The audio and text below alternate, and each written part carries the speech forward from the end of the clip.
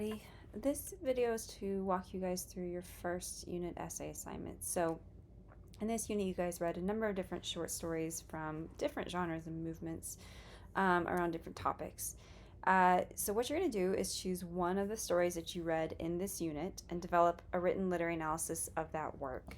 So you want to think about how you can textualize that using the different literary terminology from the different lectures across the course. So for example, characterization or point of view, figures of speech, etc. And you want to create a concrete thesis argument or a claim around one of these ideas. So essentially what you're doing is kind of what we do in the lecture, what I do in the lectures, right? So for example, if I'm looking at the story of an hour, I want to look at a particular, set of images or a particular set of symbols throughout the text. I'm going to focus on that because this is not a long essay. This is only 2.5 to 3.5 pages. So I don't want you guys to try and cover a ton of things. So choose the primary sort of literary element or that you want to focus on. And that doesn't mean that you can't touch on other things. You certainly can. But make sure you kind of keep a concrete, narrow thesis claim in mind when you're thinking about how to write the arguments around these texts. So as you look at the choices that you guys read throughout this unit, think about things like, what's the primary element, like I said, that you want to focus on? Is it setting? Is it conflict? Is it characterization? What is the argument that you're making about that element? So why does the author use that to convey a certain idea or an argument or position on something? So for example, in the story of an hour, Kate Chopin could simply have said, the marriage construct in the turn of the century America and late Victorian era is oppressive towards women. She could have simply said that directly, but she chooses to use certain things like irony and imagery and symbolism to convey this idea of captivity and freedom within the marriage structure.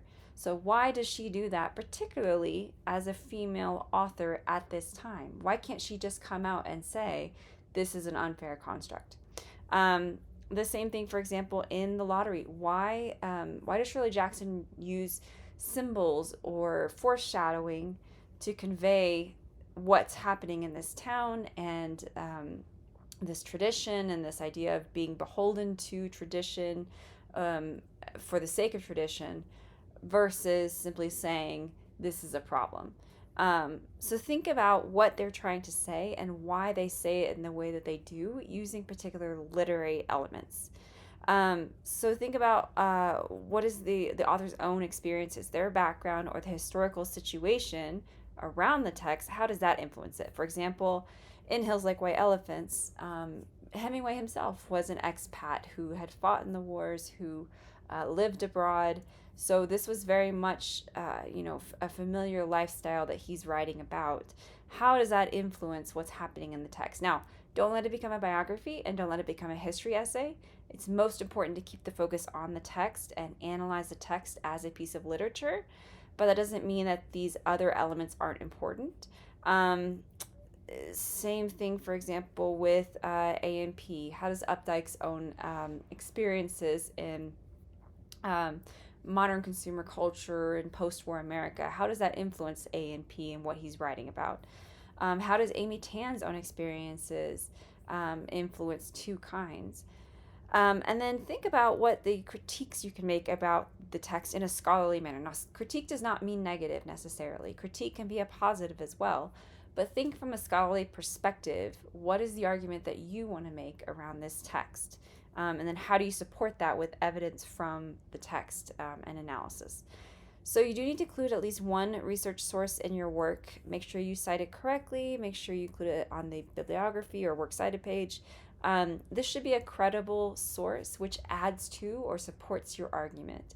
So if you're going to be talking about the use of, for example, the symbolism of the hill or the symbolism of the railroad as a crossroads in the relationship in Hills Like White Elephants, find a source, a credible source, a .edu, a PBS, whatever it might be, that supports this claim, that talks about this, and then pull in direct quotes from that source that show your audience what you're talking about. What this does is adds credibility to your own argument. So if I tell you that chocolate ice cream is the best ice cream, and you might believe me, you might not. But if I pull in, something from the supreme leader of health of the United States, whatever it is, and that research says chocolate ice cream is better for you than vanilla, you'll believe that more fully. So that's why we use credible sources. Um, Equally important, make sure that you are expanding on your main idea. So have your thesis and your introduction, and then around each main idea, which should be its own paragraph, make sure you have good evidence from the text that shows your audience what you're talking about. So pull out specific words or phrases that show the audience what you're discussing. So for example, in the lottery, if I'm talking about the importance of the symbolism of the three-legged stool, I'm going to pull in a quote directly about the three-legged stool. In Two Kinds, if I'm talking about the piano piece of the music at the end that she plays, I'm going to pull in a quote which talks about her bringing her two identities together. In the Cask of Amontillado, if I'm talking about something with the characterization of Fortunato, I will pull in a quote which shows that.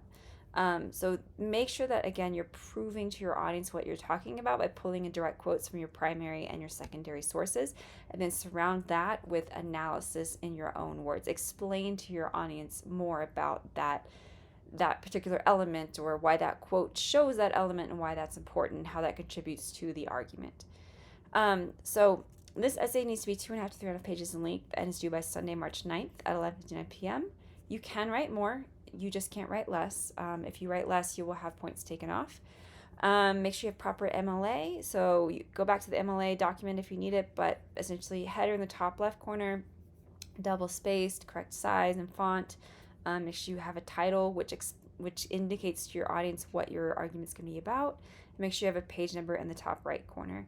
And then always include a bibliography or a works cited page at the end, which of course doesn't count towards the minimum page length, but it should have at least two sources on it, the one that you're analyzing and the outside source that you have.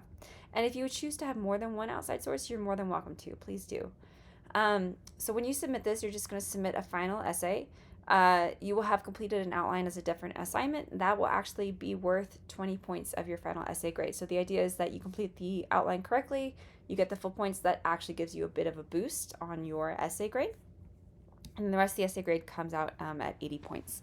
So you're going to be assessed in making sure you have good analysis of the work and its major concepts, good evidence from the primary and secondary sources, proper number of sources, page length, MLA, and all these different citation requirements met. So make sure you're citing in text as well. And then a fully developed essay structure and good organization of all your ideas.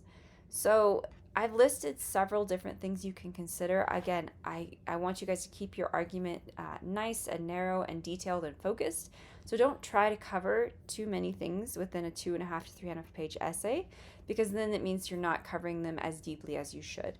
So you can think about things like characterization. So think about archetypes. Are they primary? Are they secondary? Are they flat? Are they round? What indicates that? Think about literary devices like similes, personification, foreshadowing, conflict. Remember, conflict is things. Oh, I'm sorry. Structure here is conflict. So remember, conflict is things like man versus man, man versus society. You can think about point of view, the narrator. You can also think about literary concepts like themes, symbol motifs, allusions. And then, like I said, secondarily, think about the historical or biographical context around the work. What are the issues that are being discussed? What are the social, political, ethical, economic issues at play? And what are the historical events around the work? For example, in Hills Like White Elephants, the historical events of the war are very important here, right? For example, and also say, for the example, the yellow wallpaper, the rest cure is a very important part of that, making sure your audience understands what that is. So if you guys have any questions about this, let me know, but I've left it purposely broad because I want you guys to choose the short story and the primary elements that you find most interesting within that story to write your argument about. If you guys, like I said, have questions, let me know. But otherwise, go ahead and move on.